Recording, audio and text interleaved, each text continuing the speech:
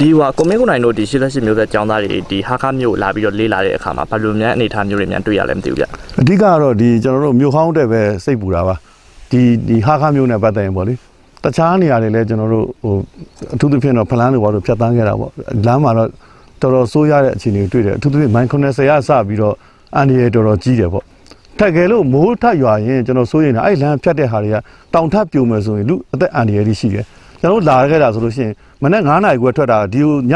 9နာရီလောက်မှရောက်တယ်ဆိုတော့ဒါကတိတ်ကြတယ်ပေါ့အဲ့တော့လမ်းခီးအခြေအနေကလမ်းမှာလည်းသူတို့မနေမနာတော့ရွှေ့နေကြ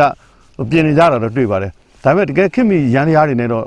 ့ဒီတက်ပို့ပြီးတော့လှုပ်ပေးလဲပို့တင်တယ်ပေါ့အဲကျွန်တော်ဒီမှာတွေ့ရတော့ဒီမြို့ဟောင်းရဲ့အရေးကြီးတဲ့တမိုင်းပေါ့ဗျာဒါချင်းပြည်နယ်ရဲ့မြို့တော်ဖြစ်တဲ့ဒီဟာခါကိုလွန်ခဲ့တဲ့အနှစ်900ကျော်ကလေးကစပြီးတော့ဒီမှာတည်ခဲ့တဲ့နေရာဆိုတော့ဒီနေရာဟာတမိုင်းအရာနံပါတ်1တန်ဖိုးရှိတယ်နောက်ဒုတိယအချက်ကကြတော့ဒီမှာအဲ့ဒီသူတို့ဘိုးစင်ပေါင်းတဲ့နေလာတဲ့တိုင်းသားတွေရဲ့စိတ်ခံစားမှုနဲ့သူတို့ထားတဲ့တန်ဖိုးပေါ့အဲ့ဒါကသူတို့ဒီနားကိုမတတ်တာလို့လားစွန့်ခွာရမယ်သူတို့ထပ်ပြီးတော့တည်ခြင်းတဲ့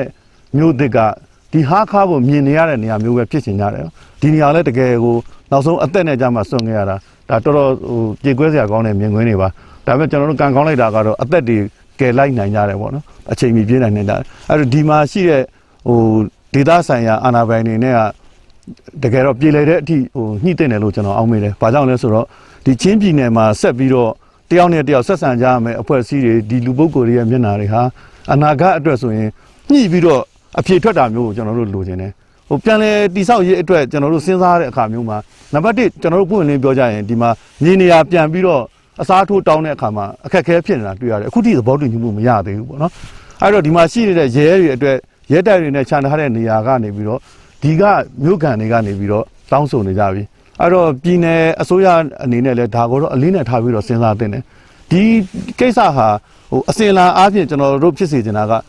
ညှိနှိုင်းပြီးတော့အဖြေရတယ်ရလက်ကောင်းထွက်တယ်ဆိုတာမျိုးကျွန်တော်တို့တို့နေတာဟုတ်စက်ပြီးသွားမှာကပြန်လဲထူထောင်ရေးတွေသွားရမယ်ဒီမှာရှိတဲ့စိုက်ပျိုးရေးနဲ့အသက်မွေးတဲ့ကျွန်တော်တို့တိုင်းရင်းသားတွေအတွက်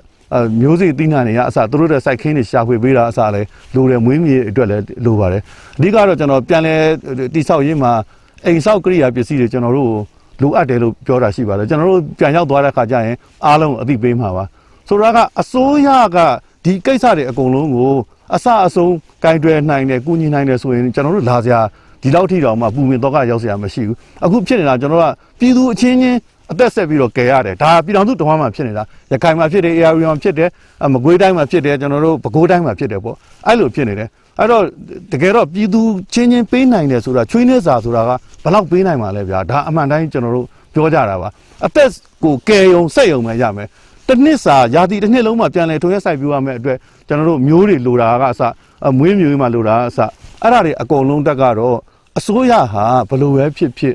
်တာဝန်ယူမှုတာဝန်ခံမှုတော့ရှိရလိမ့်မယ်နောက်တစ်ခါနိုင်ငံတကာရဲ့အကူအညီကိုလည်းကြာနာနာယူပြီးတော့စီမံခန့်ခွဲမှုကစနစ်ကျဖို့လိုတယ်ပွင့်လင်းမြင်သာရှိဖို့လိုတယ်ကျွန်တော်အခုဂျပန်နိုင်ငံကဒီမှာလေ့လာကြတဲ့ဒီပထဝီဆိုင်ရာဘူမိဗေဒဆိုင်ရာလေ့လာတဲ့နိုင်ငံတကာအဖွဲ့တွေလည်းကျွန်တော်တို့ညတွေ့ခဲ့ပြီးပါပြီသူတို့ရဲ့တွေ့ရှိချက်တွေသုံးသပ်ချက်တွေနဲ့အတူပြန်ပြီးတော့ဒီမျိုးသစ်ကိုပြန်ပြီးတော့တည်တဲ့အခါမှာအဖြစ်တင်ဆုံးကိုပွင့်လင်းမြင်သာမှုနဲ့တိဆောက်ဖို့တော့လိုပါတယ်ဟုတ်ကဲ့ဗျဒီဟာခါမျိုးကဒေသခံတွေအတွက်ရေရှည်ကြတော့ဘယ်လိုမျိုးဘယ်လောက်ထိများစိုးရင်ပူပန်စရာတွေရှိနေတယ်လို့ကိုမင်းကိုနိုင်မြင်ပါတယ်ခင်ဗျဒီနေရာကသူတို့တသက်မှာတစ်ခါမှဒီလိုမကြုံဘူးသေးဘူးဆိုတော့သူတို့ခိုင်နေမြဲတယ်လို့ယူဆထားတဲ့နေရာတွေပေါ့နော်အဲ့တော့ဒါပဲဖြစ်ဖြစ်ကျွန်တော်တို့စီမှာကတေးကြတာကကျွန်တော်တို့စီမှာတဘာဝဘေးအန္တရာယ်နဲ့ကြုံလာရင်ရေကြီးတာပဲဖြစ်ဖြစ်မီးလောင်တာပဲဖြစ်ဖြစ်ငလင်လုတ်တာပဲဖြစ်ဖြစ်ပေါ့ဗျာမုန်တိုင်းပဲဖြစ်ဖြစ်ပေါ့ကျွန်တော်တို့မှာစနစ်ကျတဲ့ကယ်ဆယ်ရေးတပ်ဖွဲ့တွေမရှိသေးဘူးနိုင်ငံတကာမှာတော့ရှိတယ်နောက်တစ်ခါစနစ်တကျရေးဆွဲထားတဲ့စီမံကိန်းတွေမရှိဘူးဖြစ်လာပြီဆိုတော့မှဘယ်လိုလုပ်ရမလဲဆိုပြီးတော့ခေါင်းချင်းဆိုင်ကြရတာများတယ်အဲ့တော့ကြိုတင်ပြင်ဆင်မှုပေါ့ဗျာ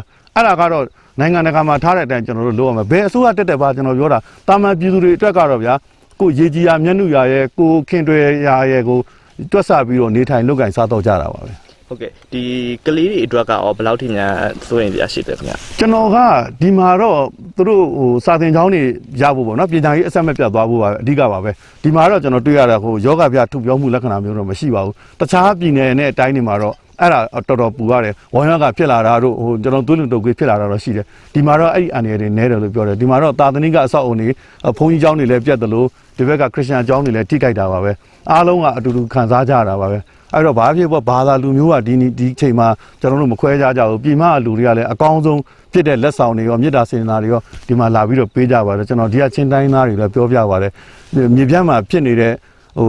ဒုက္ခတွေလည်းရှိပါတယ်လို့ဒါပေမဲ့မြေပြန့်ကလူတွေကိုနိုင်ကူကသွားပါတိုင်းသားဒေသတွေကိုသွားပါသူတို့စိတ်အားငယ်နေမှာဆိုလို့သူတို့ဦးစားပေးပါလို့ပြောပါတယ်အဲ့ဒါဒုက္ခတဲ့အချင်းချင်းကပေးလိုက်တဲ့သတင်းစကားပါဒါကိုဒီကချင်းတိုင်းသားတွေကကြည်ကြည်နက်နက်ခံယူကြပါတယ် ဟုတ်ကဲ့ဗျအခုဒီဟာကားမြို့မှာဆိုလို့ရှိရင်ကွန်မန့်ကနိုင်တို့အဖွဲ့နေဘာတွေများထောက်ပံ့ခဲ့ပါသလဲခင်ဗျ ကျွန်တော်တို့ကတော့စံအိတ်1000ရယ်ပြီးတော့ရှာအင်းကြီးအသစ်တွေရယ်နောက်အဝတ်စားတွေပေါ့ကျွန်တော်တို့အသစ်တွေကိုပဲယူလာခဲ့လိုက်တယ်တချို့တပတ်နွမ်းတွေဘာတွေကိုတော့ကျွန်တော်ဟိုပြည်မမှာပြောပြတဲ့ခါသူတို့ကကျင်းတတ်တယ်သူတို့တပတ်နွမ်းပေးပါတဲ့ဟိုချင်းနဲ့ရခိုင်ကိုတော့အသစ်တွေပေးလိုက်ပါတဲ့ဘာဖြစ်လို့လဲဆိုတော့သူတို့ကိုပြစ်မထားဘူးသူတို့ကိုဦးစားပေးခြင်းပါတယ်လို့ပြောတာဒါပြည်သူပြည်သားချင်းချင်းထားတဲ့စိတ်စေတနာပေါ့ဗျာဒီပြည်တော်စုစိတ်ကိုပဲ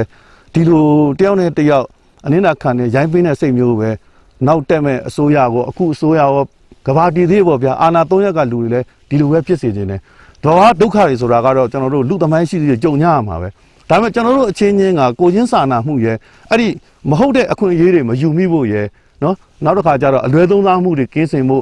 တယောက်နဲ့တယောက်ဟိုတစ္ဆာရှိနဲ့လက်တွဲနိုင်မှုနောက်ညှိပြီးတော့အဖြေရှာတတ်မှုပေါ့ဗျာအဲ့ဒါတွေအားလုံးလိုပါတယ်နောက်မျိုးဆက်တွေတက်ပါကျွန်တော်တို့တွေးပြီးတော့ယင်ထဲကဖြစ်တဲ့ဆန္ဒပါ